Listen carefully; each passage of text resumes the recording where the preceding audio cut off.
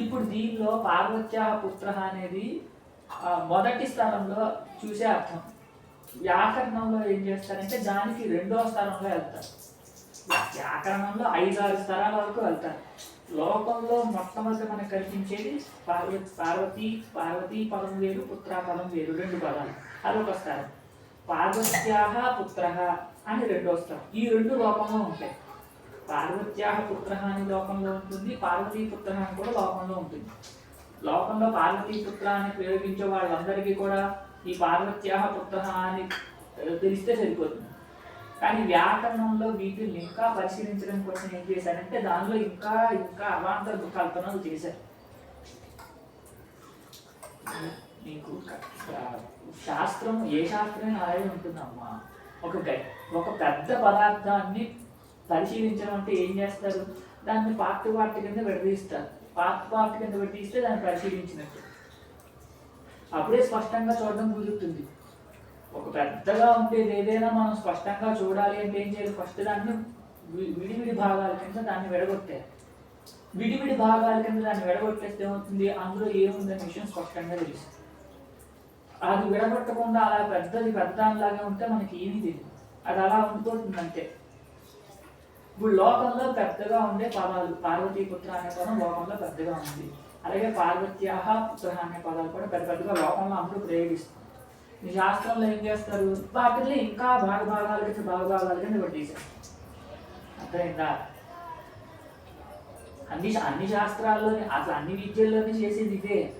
నువ్వు ఏ విద్య తీసుకో, అందులో ఒక పెద్ద పదార్థాన్ని తీసుకుని దాన్ని విడగొట్టడంలోనే వాళ్ళ ప్రయత్నం అంతా ఉంటుంది. చివరికి న్యూక్లియర్ దాన్ని ఒక అణువుని విడగొట్టే వరకు వెళ్ళిపోతారు. ఒక ఘన పదార్థం ఎక్కడ, అణువు ఎక్కడ, అణువుని విడగొట్టడంతోనే దానిలోనే ఒక పెద్ద విస్ఫోటం జరుగుతుంది. అంటే పెద్దగా ఉండేదాన్ని విడగొట్టడం అనేది ఇంచుమించు అన్ని విద్యల్లోనే సహజం. అంటే మనం ఒక దాన్ని పరిశీలించాలి అంటేనే పెద్దదాన్ని విడగొట్టాలి. పెద్దగానే ఉంటే అది మనకి ఎప్పుడు జన్మ మొత్తంలో అది తెలియదు. కాబట్టి పెద్దగా ఉండేదాన్ని విడగొట్టడం అనేది తెలుసుకోవడం కోసం అత్యవసరం.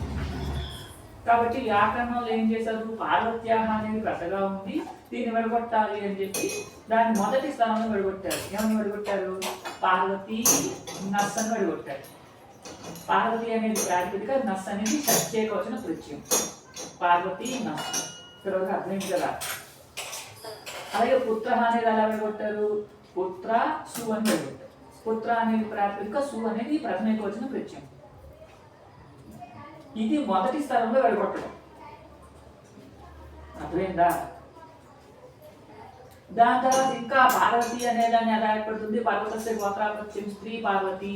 అప్పుడు పర్వత అనే దానికంటే నీ ప్రత్యయం వస్తే పార్వతి అని అవుతుంది అని అక్కడ మళ్ళీ దాని పర్వత అనే పార్వతి అనే దాన్ని కూడా విడగొట్టారు. మళ్ళీ పర్వత అనేది ఎలా ఏర్పడుతుంది, పృథాదు కంటే మళ్ళీ బంధు అనేది అవునాలుగు ప్రత్యయం చేస్తే అక్కడ పర్వత పదం ఏర్పడుతుంది అని చెప్పి దాన్ని ఇంకా చాలా స్థలాలు విడదీశారు. అర్థమైందమ్మా? ఇప్పుడు మనం ప్రకృతంలో ఈ సమాస ప్రకరణంలో చూసేది ఏంటంటే ఈ కల్పనలో మొదటి స్థలం కల్పన మొదటి సమాసంలో చూస్తాం. దీన్ని ఏమని చెప్తారంటే అలౌకిక విగ్రహము అని చెప్తారు. ఏం చెప్తారు, అలౌకిక విగ్రహము. అర్థమైందమ్మా? ఇప్పుడు పార్వతీపుత్ర అనే ఒక సమాస్తము దాన్ని లోకంలో ఉండేటట్టుగా అర్థం చెప్పాలి అంటే పార్వత్యాహ పుత్ర అని చెప్పాలి. దీన్ని లౌకిక విగ్రహం అన్నారు. లౌకిక విగ్రహం అంటే లోకంలో అందరికీ తెలిసింది. పార్వతీపుత్ర అనే పదానికి అర్థం ఏంటి అంటే పార్వత్యాహ పుత్ర అని అందరికీ తెలుసు అని సార్. వాళ్ళకి ఈ వ్యాకరణమే చదువుకోవాలి, వ్యాకరణం చదువుకుంటేనే తెలియాలనే నియమం లేదు, ఎవరికైనా తెలుస్తుంది. ఆ భాష వచ్చిన వాళ్ళకి తెలుస్తుంది, ఖచ్చితంగా తెలుస్తుంది. ఇలా లోకంలో ఆ భాష వచ్చిన వాళ్ళందరికీ తెలిసేది కాబట్టి దీన్ని లౌకిక విగ్రహము. అలౌకిక విగ్రహము అంటే ఆ భాష తెలియకుండా అంటే వ్యాకరణం చదివిన వాళ్ళకి మాత్రమే తెలిసేది. దానిలో మొదటి స్థలం అలౌకిక విగ్రహం. ఇంకా దానిలో చాలా స్థలాలు ఉంటాయి, చూపించాను ఎలా ఉంటాయని. అర్థమైందమ్మా? పార్వతీ నస్సు పుత్రాసు అనేది ఏంటి ఒక ఫస్ట్ లేయర్ మీకు అర్థం కావడం కోసం. దానిలో సెకండ్ లేయర్ అయితే ఏమవుతుంది, పార్వతి అనే దానికి ప్రక్రియ ఎలా ఉంది అని తెలుస్తుంది. దానిలో థర్డ్ లేయర్కి వెళ్తే ఏమవుతుంది, పర్వత అనేది ఎలా వచ్చిందని తెలుస్తుంది. దాంట్లో ఫోర్త్ లేయర్ దగ్గరికి వెళ్తే ఏమవుతుంది, ధాతువు కృత్ ప్రత్యయం అనేది ఆగిపోతుంది. అర్థమేనమ్మా? ఇప్పుడు మనకి ఈ సమాస ప్రకరణానికి సంబంధించింది కాబట్టి అలౌకిక విగ్రహం వరకు చాలు. ఇంకా మిగిలిన ప్రక్రియ అంతా 6, 7 అధ్యాయంలో చూసినప్పుడు మనకి టైం వస్తుంది. ఈ సమాస ప్రకరణం వరకు ఈ మొదటి స్థరం ప్రకృతి ప్రత్యయ విభాగం వరకు సరిపోతుంది. ఇప్పుడు పార్వత్యా పుత్ర అనే దానికి విగ్రహవాక్యం అనేది విగ్రహవాక్యం, అది లౌకిక విగ్రహవాక్యము. దీనికి అలౌకిక విగ్రహవాక్యం ఏంటి, పార్వతి నస్సు పురుష పుత్రాసు అనేది అలౌకిక విగ్రహం. ఇప్పుడు ఈ అలౌకిక విగ్రహానికి ఎప్పుడు కూడా లోకంలో శ్రవణం ఉండదు. లౌకిక విగ్రహమే లోకంలో కనిపిస్తుంది కానీ అలౌకిక విగ్రహం ఎక్కడ లోకంలో కనిపించదు. కాబట్టి ఏం చేశారు మరి, అలౌకిక విగ్రహంలో ఉండేది లోకంలో కనిపించట్లేదు కదా అంటే, అలౌకిక విగ్రహంలో ఉండేటటువంటి సుప్రత్యయానికి సుపో ధాతు ప్రాతిపదికయోగం అనే సూత్రం చేత లింపు చేస్తారు. అదేనమ్మా, ఈ సముదాయానికి పార్వతీ నస్సు పుత్రాసు పుత్రాసు అనే సముదాయానికి, పార్వతీ నస్సు పుత్రాసు అనే సముదాయానికి ఈ షష్ఠి అనే సూత్రం చేత సమాసం అనే పేరు వచ్చింది. ఇది సమాసం అనే పేరు కలిగి ఉన్నది కాబట్టి దీనికి కృత్ తర్కిత సమాసాశ్చ అనే సూత్రం చేత ప్రాతిపదిక అనే పేరు. అదేనమ్మా, ఇది కృతర్థిత సమాసాశ్చ ప్రాతిపదిక. ఈ ప్రాతిపదిక యొక్క అవయవములు ఏంటి, నస్సు సు అనేది రెండు కూడా. ప్రాతిపదిక పార్వతి నస్సు పుత్రాసు అనే సముదాయం ప్రాతిపదిక. దాని యొక్క అవయవములు అంటే నస్సు సు అనే రెండు సుక్కులు. ఈ రెండింటికి కూడా ముక్కు వచ్చేస్తుంది. అప్పుడు ఏమైంది, పార్వతీ పుత్ర అయింది. దీనికి లోకంలో ప్రయోగం ఉంటుంది. పార్వతీ పుత్ర పార్వతీ పుత్ర పార్వతీ పుత్ర అనే శబ్ద రూపాలు ఉన్నాయి. ఇది లోకంలో అందరూ ప్రయోగిస్తారు. అంటే అలౌకిక విగ్రహంలో ఏదైతే ఒక సుప్రత్యయం ఉందో ఆ సుప్రత్యయానికి సమాసంలో అన్ని చోట్ల కూడా లింక్ వచ్చేస్తుంది. అన్ని సమాసాలు అంతే. భగవంతుడు ఎన్ని విగ్రహ వాక్యాలు చూసాం, అన్ని చోట్ల కూడా లౌకిక విగ్రహ వాక్యాలు చూసాం. అక్కడ అలౌకిక విగ్రహ వాక్యాలు ఏమి చూడలేదు. ఎందుకంటే అప్పుడే అలౌకిక విగ్రహ వాక్యాలు చూసామంటే నువ్వు 2వ రోజు ఫోన్ చేయాలి. అందుకని అప్పుడు ఆ స్థలంలో అలౌకిక విగ్రహ వాక్యం చెప్పరు, చెప్తే అది అసలు ఎక్కదు బుద్ధి. ఇప్పుడు ఆ అన్ని విగ్రహ వాక్యాలకి లౌకిక విగ్రహ వాక్యాలకి అలౌకిక విగ్రహ వాక్యం ఉంటుంది. ఆ అన్ని అలౌకిక విగ్రహ వాక్యాల్లో ఉండే సుప్రత్యయాలకి లుక్ వచ్చేస్తుంది. సుపో ధాతు ప్రాతిపదిక అనే సూత్రం చేత. ఇప్పుడు ఇప్పుడు 6వ అధ్యాయం 3వ పాదంలో ఒక విశేషం చెప్తున్నారు. ఇవన్నీ ఈ ప్రకరణం. ఏ ప్రకరణం అంటే కొన్ని సమాసాల్లో ఈ సుప్పుకి లుక్ అనేది రాదు. అర్థంగా, అలుక్ అలుక్ అంటే లుక్ రాదు. లుక్ నభవతి, లుక అభావ. అలుక్ అంటే లుక అభావ. లుక్ రాదు అనే విషయాన్ని తెలుసుకోవాలి. ఈ ప్రకరణంలో ఏ సమాసంలో ఎప్పుడెప్పుడు లుక్ రాదు అనే విషయాలని ఈ పైపై సూత్రాల్లో చెప్తారు. అర్థమైనా చెప్పేది. ఉత్తర పదం పరంగా ఉన్నప్పుడు సమాసంలో వచ్చేటటువంటి సుప్పు యొక్క లుక్కుకి నిషేధం ఉంటుంది. అది ఈ ప్రకరణంలో మొత్తం చెప్పేది. లుక్కు ఉత్తర పదం పరంగా ఉన్నప్పుడు అది భవతి. అదేనమ్మా. ఇప్పుడు తర్వాత సూత్రం చూడు.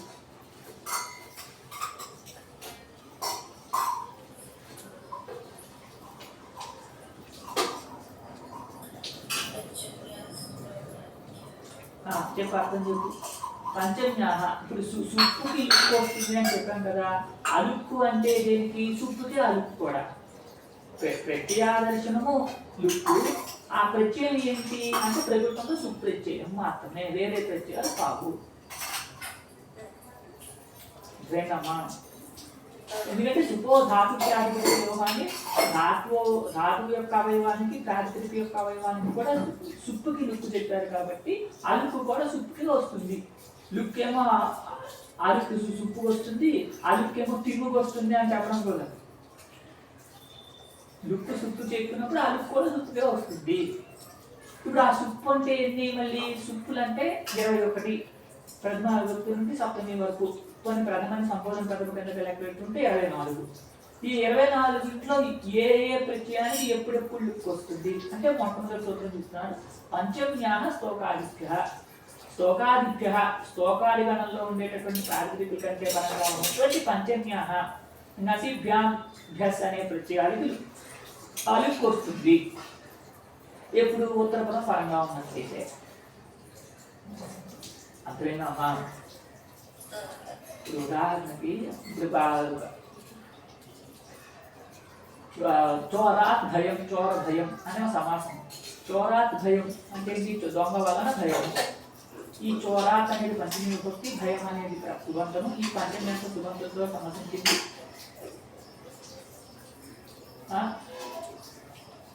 సమసిస్తే చోర భయం అనే సమాసం ఏర్పడిపోయింది. అక్కడ సుక్కు లిక్కు వచ్చేసింది. ఇప్పుడు ఎప్పుడైతే ఈ పంచమ్యంతం స్తోకాది గణంలో ఉన్నదవుతుందో అప్పుడు లుక్కు రాదు. స్తోకాద్ ముక్త అన్నాం అంటే కొంచెంలో తగ్గిపోయాడు, కొంచెంలో బతికిపోయాడు అన్నమాట. కొంచెంలో బతికిపోయాడు, కొంచెంలో తగ్గిపోయాడు అనే అర్థంలో స్తోకాద్ ముక్త. స్తోకం అంటే కొంచెం అని అర్థం. చాలా కొంచెంలో తగ్గిపోయాడు. తెలుగులో చెప్పినప్పుడు మనం కొంచెంలో అని చెప్తున్నాం. సంస్కృతంలో స్తోకాత్ పంచమి చెప్తారు. అప్పుడు ఇక్కడ స్తోకాత్ అనే పంచమి విభక్తి ఉంది. ఈ పంచమి విభక్తి ప్రత్యయానికి నసి ప్రత్యయానికి ఎలాగైతే చోరాత్ భయం దగ్గర లుక్ వచ్చిందో అలాగే ఇక్కడ కూడా రావాల్సి వస్తుంది. కానీ ఇక్కడ నిషేధం చెప్తున్నారు. పంచమ్యాహ స్తోకాదిత్య. అప్పుడు ఏమవుతుంది? స్తోకాన్ముక్త అని అవుతుంది. సమాసంలోనూ స్తోకాన్ముక్త అని ఉంటుంది, విగ్రహవాక్యంలో కూడా స్తోకాన్ముక్త అని ఉంటుంది. అర్థమైందమ్మా? సమాసంలోనూ అదే, విగ్రహవాక్యంలో కూడా అదే. మరి సమాసం ఎందుకు? సమాసంలోనూ అదే ఉంటుంది, విగ్రహవాక్యంలోనూ అదే ఉంటుంది అంటే సమాసం ఏది ఎందుకు అంటే సమాసానికి కొన్ని ప్రత్యేక లక్షణాలు ఉన్నాయి. ఆ ప్రత్యేక లక్షణాలన్నీ కూడా రావడం కోసము. ఏంటా ప్రత్యేక లక్షణాలు అంటే మొట్టమొదటిది పౌర్వాపది నియమము. అంటే పూర్వపదం ఇదే అవ్వాలి, ఉత్తరపదం ఇదే అవ్వాలి అని నియమం సమాసంలో ఉంటుంది, వాక్యంలో ఉండదు. భయం చోరాకు, చోరాకు భయం అని రెండు చెప్పచ్చు వాక్యం. కానీ సమాసం చేసినప్పుడు చోర భయం అని అలాగే భయం ద్వారా అని అనకూడదు. ఎందుకని అంటే సమాసంలో ఈ పదం ముందే ఉండాలి, ఈ పదం తర్వాత ఉండాలి అని నియమం ఉంది. చోరాకు అనే పదమే పంచమ్యంతం కాబట్టి పంచమి భయేన సూత్రం చేత ఇక్కడ సమాసం వచ్చింది. ఈ సమాసంలో ప్రథమాభిర్దిష్టమైనటువంటి పదం పంచమి అనే పదము కాబట్టి ప్రథమానిర్దిష్టం సమాసోపసర్గం అనే సూత్రం చేత చోరాత్ అనే దానికి ఒక తద్దినం ఉన్నది. ఒక తద్దినం ఉన్నది, ఒక తద్దినం పూర్వం అనే సూత్రం చేత చోరాత్ అనే పదానికి మాత్రమే పూర్వప్రయోగం ఉండాలని నియమం ఉంటుంది.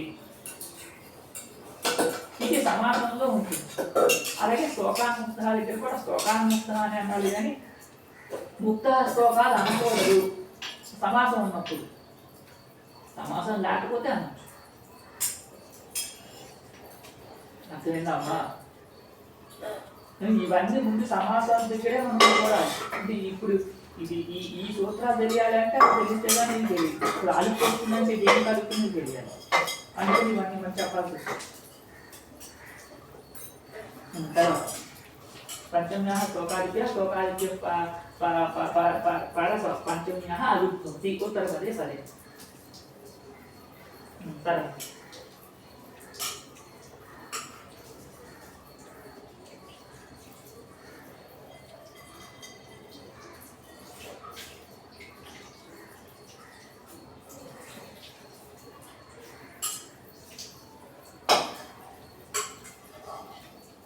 తర్వాత చూస్తామా?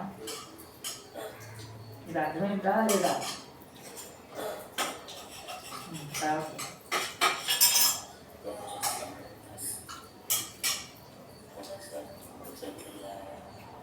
అర్థం చేసుకో.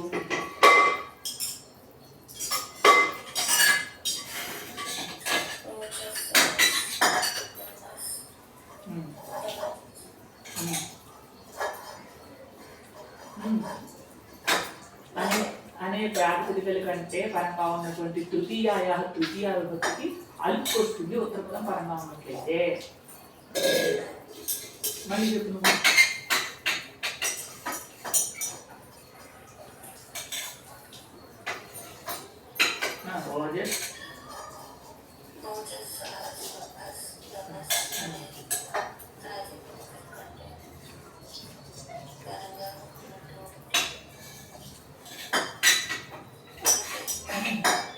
పరంగా ఉన్నటువంటి తృతీయ విభక్తికి అలుపు వస్తుంది.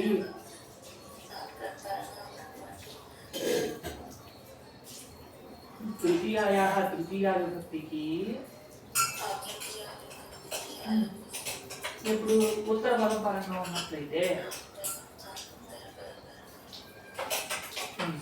తర్వాత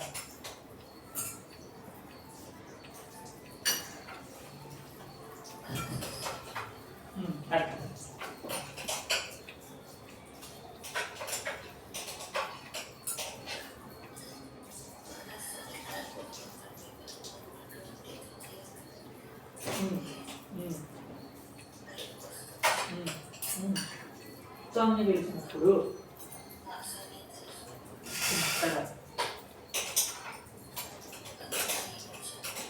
సరిగ్గా ఆజ్ఞాయం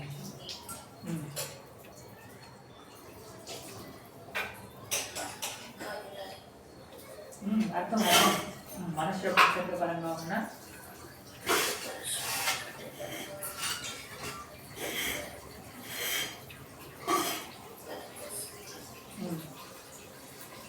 ఆజ్ఞాయిని అంతే. ఆజ్ఞాయిని అంటే ఏంటి? ఆదరేయడం అన్నమాట. అంటే ఆదరేయడం అనేది తెలిసినప్పుడు.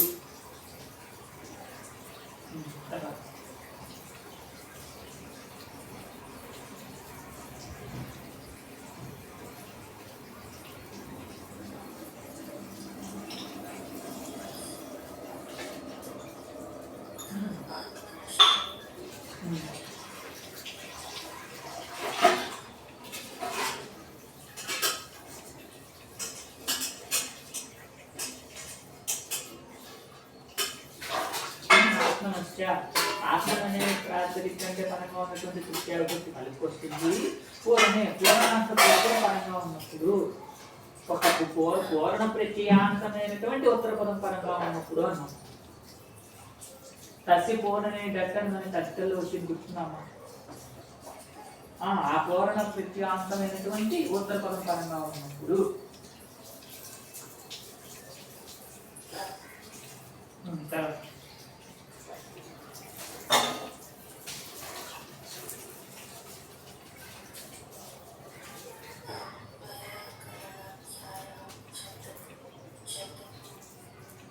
చతుర్థ్యాదా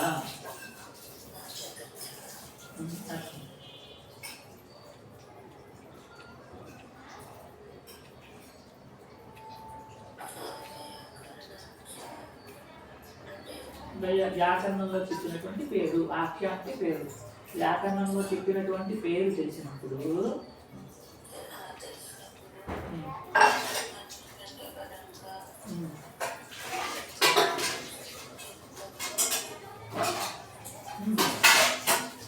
అది వస్తుంది. ఆత్మనే పదమా అన్నమాట.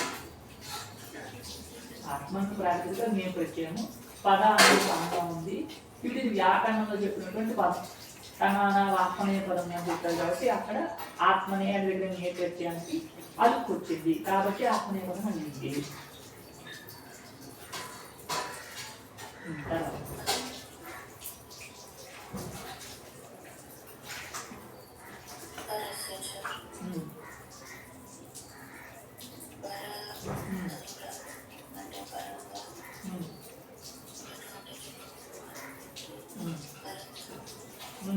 వ్యాకరణానికి తెలిసినప్పుడు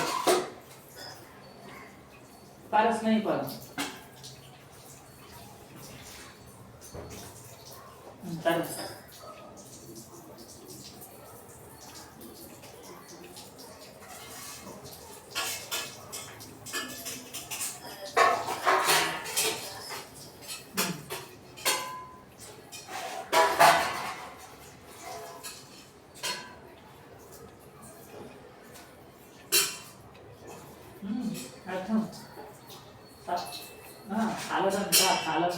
दन्तात् प्रातिपदिकात् परस्याः सप्तम्याः अलिप् भवति सौम्यायां गम्यमानायां। ఇప్పుడు ఏమైంది? పంచమి అయిపోయింది, తృతీయ అయిపోయింది, చతుర్థి అయిపోయింది, సప్తమికి వచ్చాం. అక్కడేనమ్మా తత్పురుష సమాసంలో నడుస్తుంది ఈ ప్రకరణం అంతా. దాంట్లో సప్తమి తత్పురుష సమాసం దగ్గరికి వచ్చాం. తర్వాత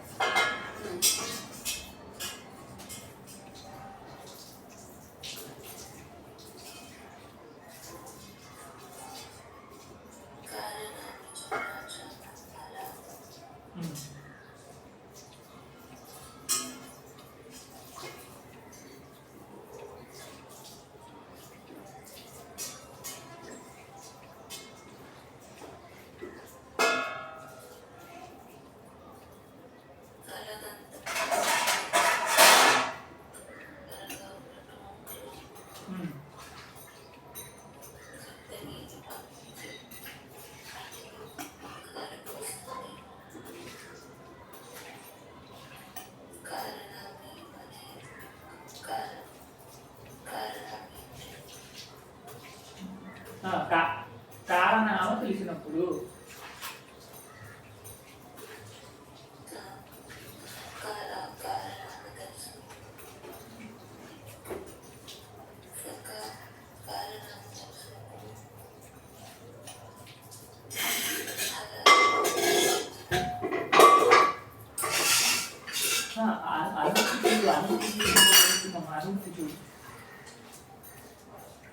ఉత్తర పర్యాయం అనేది అధికారంగా వచ్చింది. ఈ అధికారంగా వచ్చిన ఉత్తర పర్యాయానికి హలాలు అని విశేషణం. అప్పుడు ఏమిటి? హలాల ఉత్తర పదే. హలాలి అయినటువంటి ఉత్తర పరంపరంగా ఉన్నప్పుడు ఆ సప్తమి విభక్తి కలుపుకు వస్తుంది ప్రాగ్దేశ వ్యాకరణ మతంలో.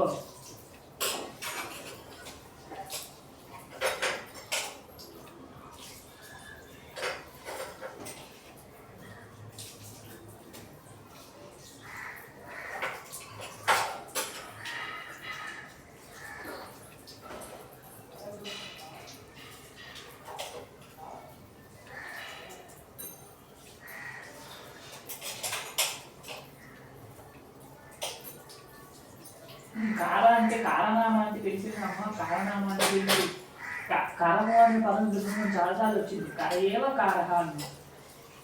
కారస్య నామ కారణామా అంటే కరము అంటే బలి, బలి అని అర్థం. ట్యాక్స్ అని కానీ లేకపోతే బలి మామూలుగా ఏంటిది బలి ఇవ్వడం అని కానీ 2-3 అర్థాలు ఉన్నాయి. ఆ అర్థాన్ని చెప్పేటటువంటి పదం ఉన్నప్పుడు అన్నమాట.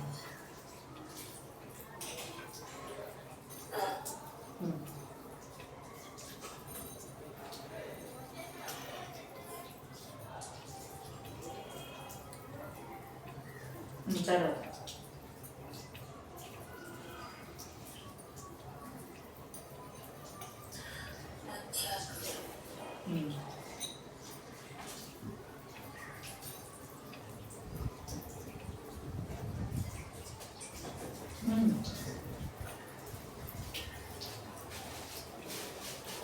మధ్యశబ్దం కంటే పరంగా ఉన్న సప్తమికి అలుపు వస్తుంది. గురుశబ్దం పరంగా ఉన్నప్పుడు ఉత్తర పదమైనటువంటి గురుశబ్దం పరంగా ఉన్నప్పుడు మధ్య పరస్యాః సప్తమ్యాః అలుప్ భవతి గురా ఉత్తర పదే.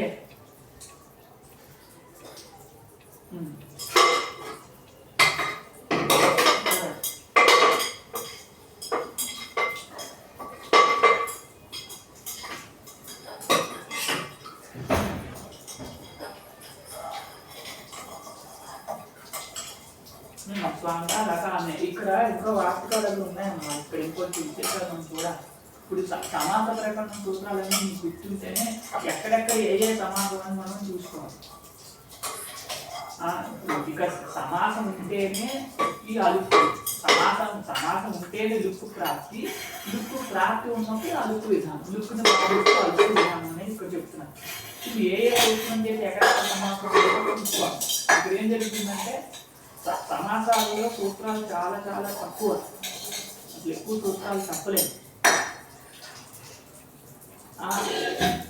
కానీ ఇక్కడ ఈ ప్రకరణంలో ఎక్కడైతే సమాసం చెప్పలేదో అక్కడ కూడా అలుపు విధిస్తారు. అట్లా అక్కడ ఆ పదాలకి ప్రాప్తే ఉండదు, సమాస ప్రాప్తే ఉండదు. సమాస ప్రాప్తి లేకపోయినా కూడా ఇక్కడ అలుపు వస్తుంది. మరి సమాస ప్రాప్తే లేకపోతే అలుపు ఎలా వస్తుంది అని ప్రశ్న. అర్థమైందో చెప్పేది. ముందు సమాసం చెప్పడం వల్ల దానికి లుక్కు, ఆ లుక్కు ప్రాప్తిస్తుంటే దానికి అలుపు. ఇది క్రమం. ఈ క్రమంలో ఇక్కడ కొన్ని సూత్రాల్లో సమాసమే ప్రాప్తించకుండా ఉన్నా కూడా అలుపు చెప్పారు. మరి ఇక్కడ వీటికి సమాసమే రాదు కాబట్టి ఇక్కడ అలుపు చెప్పడం ఎందుకు? సమాసం వస్తే, సమాసాన్ని చెప్పే సూత్రం ఏదైనా ఉంటే అప్పుడు దానికి లుక్కు, ఆ లుక్కుని బాధిస్తూ అలుపు అని కావాలి. అసలు ఇక్కడ సమాసమే లేకపోతే ఇంకా దానికి అసలు లుక్కే ప్రాప్తించకపోతే ఇంకా దానికి అలుపు చెప్పాల్సిన అవసరమే లేదు కదా. అంటే ముందు మనకి సూత్రాల్లో ద్వితీయ రచితాతీత ప్రతిష్ఠాన్ని ద్వితీయ తత్సుతాధ్యయన చతుర్థి అని సూత్రాలు చాలా చెప్తారు. దానిలో ప్రతి సూత్రం దగ్గర ఒక విచ్ఛేదం చేస్తారన్నమాట. ద్వితీయ అనేది ఒక సూత్రం. ద్వితీయ అనే సూత్రాన్ని అర్థం ఏంటి? ద్వితీయాంతం సుబంధంతో సమాసాన్ని పొందుతుంది. ఇంకా అక్కడ చేతాతీత ప్రతికథాత్యస్తలతో సంబంధం లేదు. యత్కించి ద్వితీయాంతం సుబంధాంతరైన సమస్యతే. అదేనమ్మా, అప్పుడు సమాస ప్రాప్తి ఉంటుంది. అలాగే తృతీయ తత్సుతాధ్యయన వచ్చిన దగ్గర తృతీయ అనేది యోగ విభాగం చేస్తారన్నమాట. యోగ విభాగం చేయడం వల్ల ఈ సర్వవిధం తృతీయాంతం సమస్తమపి తృతీయాంతం సుబంధైన సమస్యతే. చతుర్థి తదర్థార్థ బలించ సురక్షితేది చతుర్థి అనేది యోగ విభాగం. అప్పుడు చతుర్థ్యంతం సుబంధైన సమస్యతే. పంచమి భయేన పంచమ్యంతం సుబంధైన సమస్యతే. భయేన అని యోగ విభాగం చేసిన సూత్రంలో ఉండదు. కాబట్టి ఇలా యోగ విభాగం ద్వారా ఏవైతే సూత్రాలు వచ్చాయో ఆ సూత్రాల చేత ఇక్కడ సమాసాలు వస్తాయి. ఆ వచ్చే సమాసాలకి భాగంగా ఇక్కడ అలుపు చెప్తున్నారు అన్నమాట. ఇది ప్రకరణంలో అసలు చాలా వరకు గుర్తుపెట్టుకోవాలి. ఎందుకంటే చాలా కావ్యాల్లో కానీ చాలా చోట్ల ఈ సూత్రాల్లో ఇప్పటి వరకు మనం చూసిన సామాన్యంగా అర్థాన్ని చూస్తే చాలా లక్ష్యాలు అసలు సిద్ధించవు. కాబట్టి ఇక్కడ యోగ విభాగం చేయాలి అని చెప్పి చెప్తారు. తర్వాత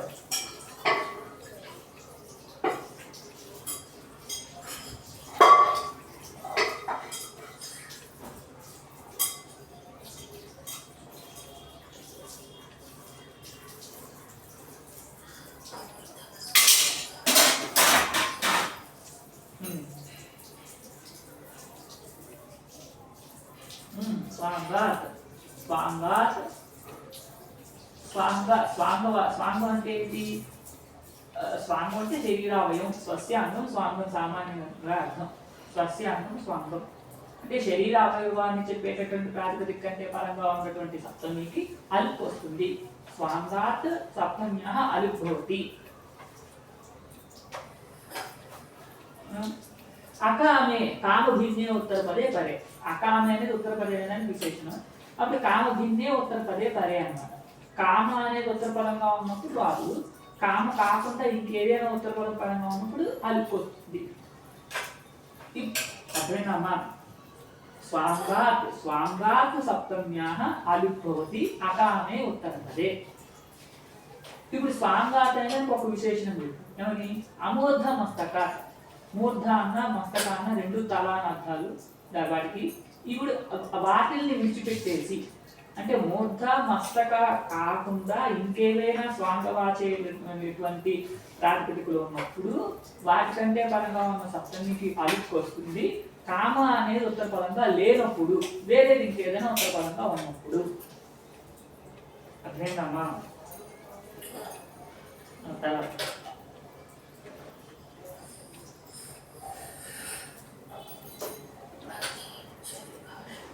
చెప్పు. ఉత్తర పదే అంటే విశేషంగా బంధే అని అంతే. ఇంకంతా ముందు చూసిన అర్థం. చెప్పు.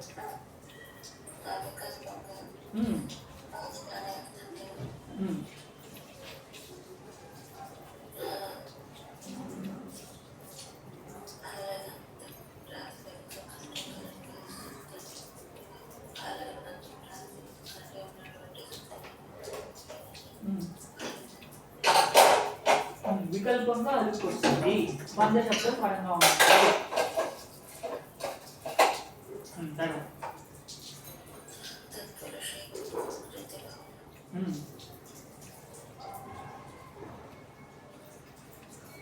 అర్థం కృతి కృతి అనేదానికి ఉత్తర పదే విశేషం. అప్పుడు కృత్యంతే ఉత్తర పదే పదే కృత్యంతే ఉత్తర పదే పదే పూర్వ విద్యమానాయాः सप्तम्यः आलिख्योऽस्ति तत्पुरुषे तत्पुरुष समासे आलिख् समासः आलिख् सप्तम्याः आलिख् बहुलं भवति तत्पुरुष समासे అన్నమాట. తత్పురుషే అంటే తత్పురుష సమాసంలో ఉన్నటువంటి సప్తమికి అలిఖ్ వస్తుంది. తత్పురుష సమాసే విద్యమానాయాः సప్తమ్యాः అలిఖ్ భవతి కృతి ఉత్తర పదే కృదంతే ఉత్తర పదే పదే బహుళంగా వస్తుందన్నమాట.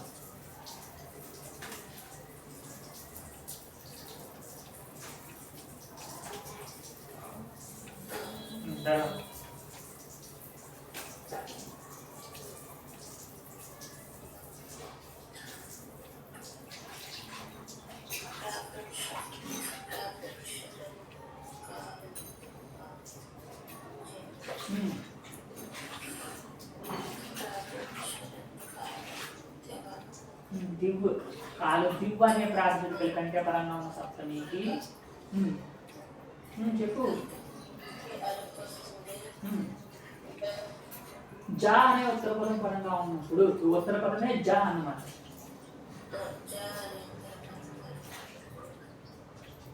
మనకి సూత్రం వచ్చింది దాంట్లో పుట్టడం సప్తమ్యాం జనేర్దహ పంచమ్యాం అజాతో సూత్రాలు వచ్చాయి.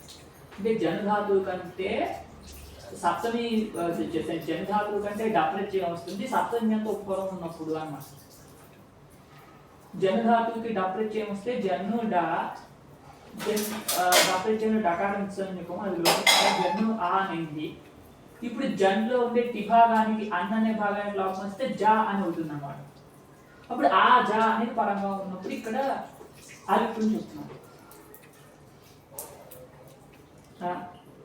దివిజాహ దివిజ అనే పదం గుర్తుందా? ఎక్కడ చదివావా?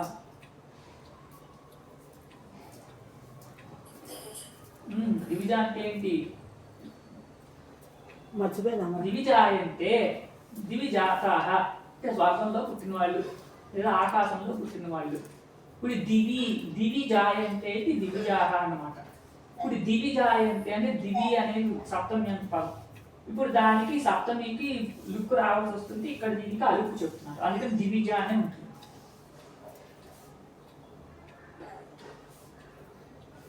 తర్వాత తర్వాత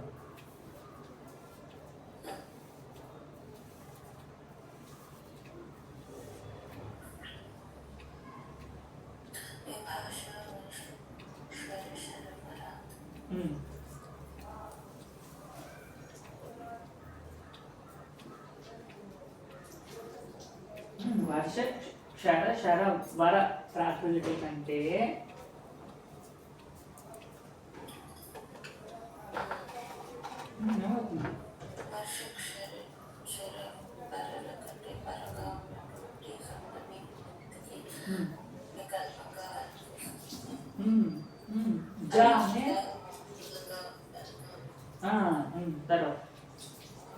అర్థమవుతుందమ్మా? స్పష్టంగా అర్థం చేసుకుని చెప్తున్నావు కదా. తర్వాత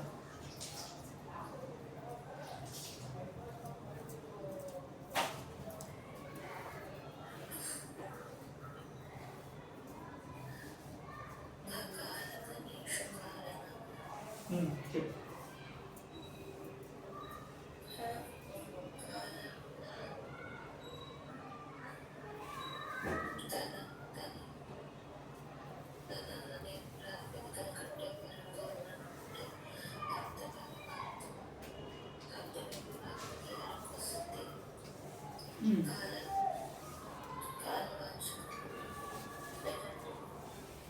నామవాచకమైనప్పుడు కాలాన్ని చెప్పేది కానీ లేకపోతే దేనినైనా పేరు చెప్పేది కానీ ఉన్నప్పుడు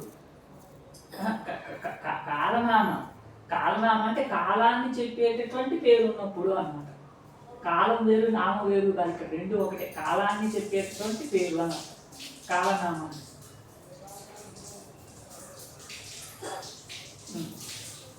అంటే సంవత్సరాలుగా పూర్వాన్న పరాన్న మధ్యాహ్నాలంటే అలాగా సంవత్సరాల పేర్లు రావాలన్నమాట. సంవత్సరాల పేర్లు కూడా రావచ్చు, ఏముంది.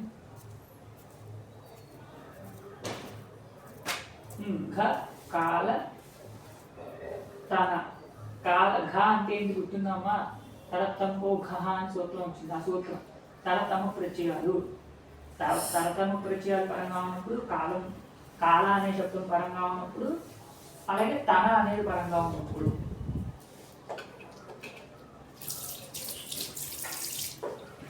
తర్వాత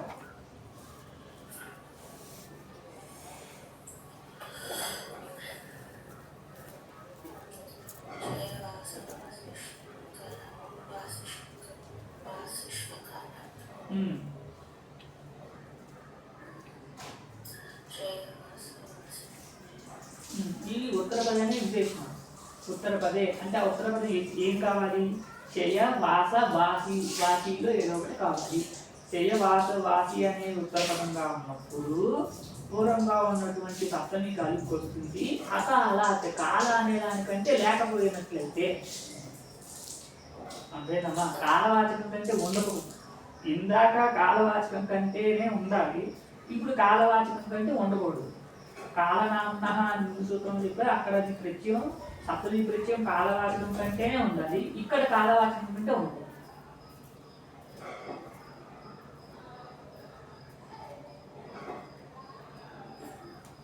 సరే,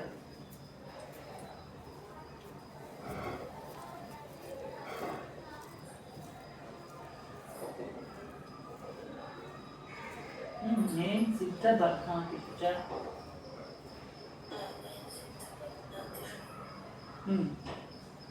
అర్థం. ఇది కూడా ఉత్తర పదానికి విశేషం. ఉత్తర పదం ఏం కావాలి?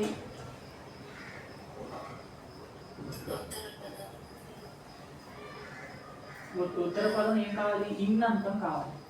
నా ఇన్, అవును, అందుకనే ఇన్నంతం కావాలి.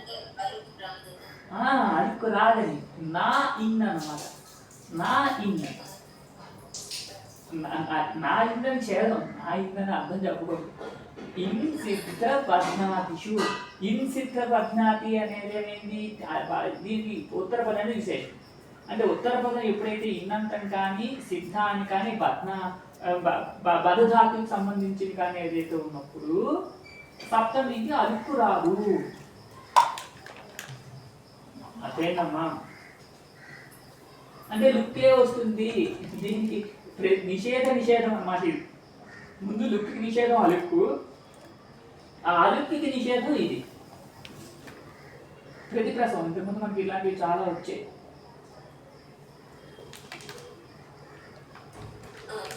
తర్వాత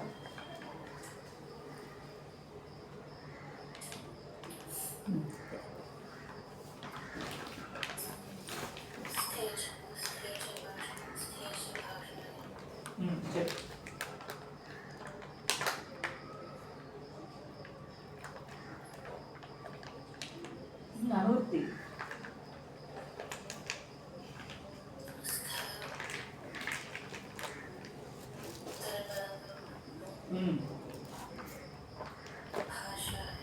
భాషాయం లౌకిక భాషాయ. భాషాయం అంటే లౌకిక భాషాయ, వేదంలో కాదు.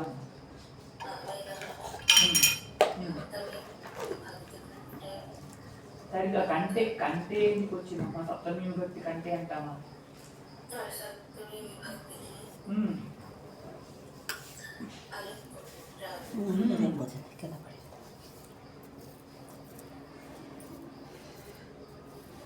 సరే,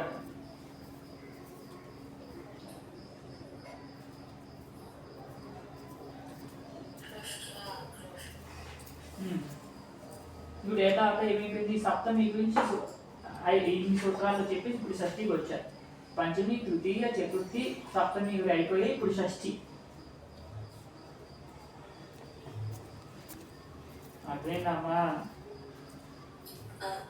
తర్వాత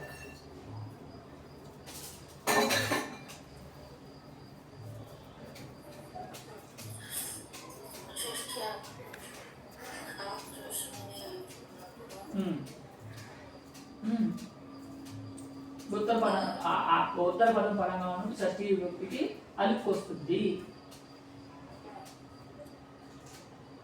ఆక్రోషం కోపం కానీ దుఃఖం కానీ ఇవన్నీ ఆక్రోష అర్థాలు చేస్తాయి.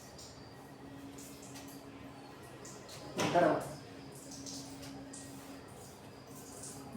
కావ్యాల్లో దాస్యాపుత్ర అంట. దాస్యాపుత్ర ఇక్కడ ఆక్రోష అర్థం చెప్పు. ఎక్కువ కావ్యాల్లోనే ఈ ప్రయోగాలు ఉన్నాయి. లోకంలో ఎవరు మాట్లాడటం ఇలాంటివి. తర్వాత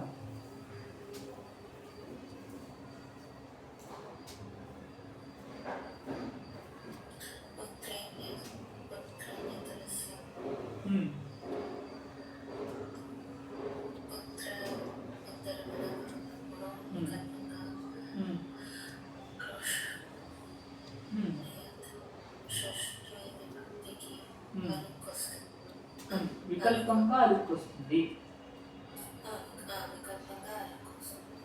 ఉత్తర శబ్దం వికల్పంగా పరంగా ఉండాలని కాదు. ఉత్తర శబ్దం నిత్యం పరంగా ఉండాలి, ఉత్తర పరంగా ఉండాలి ఉత్తర శబ్దం. అప్పుడు అలుక్కు వికల్పంగా వస్తుంది.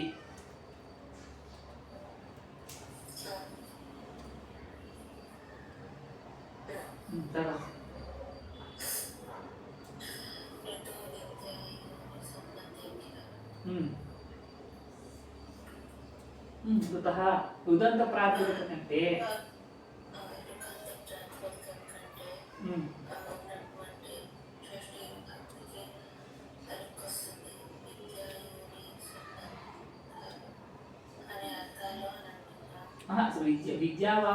విద్యా సంబంధం కానీ యోని సంబంధం కానీ అది జనిజనిక భావ సంబంధం కానీ అదేంటి లేకపోతే ఇంకోసారి విద్య అంటే అధ్యాపయిత్రు సంబంధం కానీ ఉన్నప్పుడు ఆ సంబంధాన్ని చెప్పేటట్టు ప్రాతిపదికల కంటే పరంగా ఉన్నటువంటి షష్ఠీకి అన్నారు. అదేనమ్మా. ఇప్పుడు రుత అనేది ఏకవచనంలో ఉంది, వస్తుత రుద్భ్య అని బహువచనం ఉండాలి. విద్యా యోని సంబంధేభ్య అనేది బహువచనం ఉంది కాబట్టి దీనికి రుత అనేది విశేషం. ఇదేంటంటే జాతీయ ఏకవచనం అనుకోవాలి. రుత అనే దానికి అర్థం ఏంటి? రుద్భ్య అని అర్థం. అంటే రుదంత ప్రాతిపదికల కంటే అని అర్థం. ఆ రుదంత ప్రాతిపదికలు ఎటువంటివి కావాలి అంటే విద్యా సంబంధాన్ని కానీ యోని సంబంధాన్ని కానీ చెప్పేవి ఉండాలి.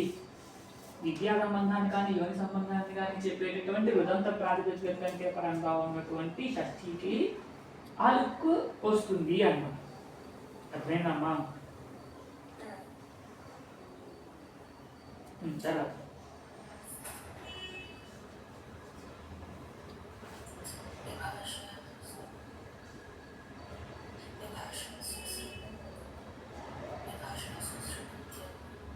భాష స్వసుపత్యోః చెప్పు.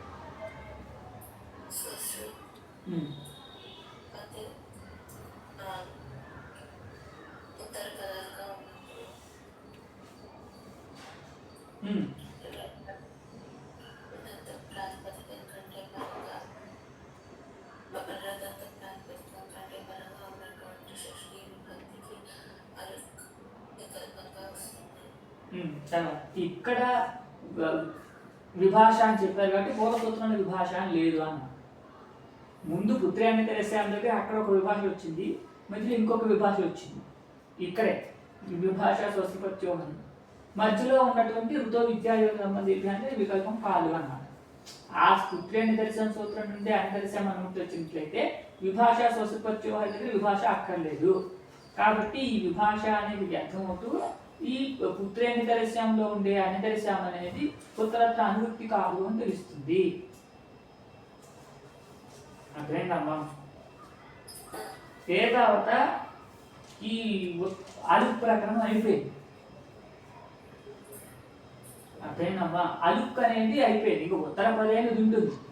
ఉత్తర పదే అనేది ఈ పాదం చివరి దాకా ఉంటుంది ఇంచుమించు. కానీ అలుక్ ప్రకరణం మాత్రం అయిపోయింది అన్నమాట. అలుక్ సమాసం, దీన్ని అలుక్ సమాసం అంటారు.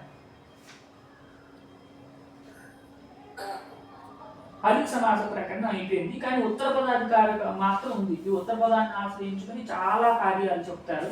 ఇక మీదటి నుండి కొన్ని ఆదేశాలు మొదలు పెడుతున్నారు. ఉత్తర పదం పరంగా ఉన్నప్పుడు ఏ ఆదేశాలు వస్తాయి అన్నమాట. వీటిని ఏమంటారు? సమాసాంత కార్యాలు అంటారు. ఇవన్నీ కూడా ఇంచుమించు సమాసం ఉన్నప్పుడే ఉంటాయి. ఉత్తర పదే అంటేనే సమాసం ఉన్నప్పుడు అని అర్థం. ఉత్తర పదము అంటే ఏం చెప్పాము? సమాసంలో ఉండే ద్వితీయార్థము. సమాసంలో ఉండే ద్వితీయార్థానికే ఉత్తర పదము అని పేరు. కాబట్టి ఈ ఈ ప్రకరణంలో చెప్పేవన్నీ కూడా సమాసాల్లోనే ఉంటాయి. ఇక మీద చెప్పేవన్నీ కూడా ఇవి సమాసాశ్రయ కార్యాలు పైన చెప్తారు. ఈ అధ్యాయం చివరి వరకు కాదు, ఈ పాదం చివరి వరకు, మళ్ళీ 4వ పాదం నుండి వేరే విషయాలన్నీ వచ్చేస్తాయి. ఈ పాదం చివరి వరకు ఏముంటాయి మరి ఇక్కడ కాపుదా అమ్మా.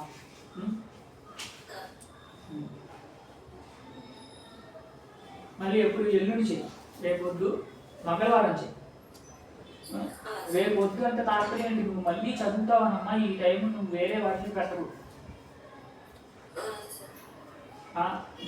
చదివితే ఎక్కడ అమరకోశం నుంచి చదువు. అమరకోశం చదవాలి, శబ్దాలు ధాతువులు చదవాలి, రఘువంశం మొత్తం చదవాలి. ఇంకా మనం ఏం చూసామో నాకు గుర్తులేదు. నువ్వు చూసినన్ని చూడాలి, అప్పుడు నువ్వేం చూడమని అన్నీ చూడాలి. ఎందుకంటే వ్యాకరణం ఒక్కటి రాదు,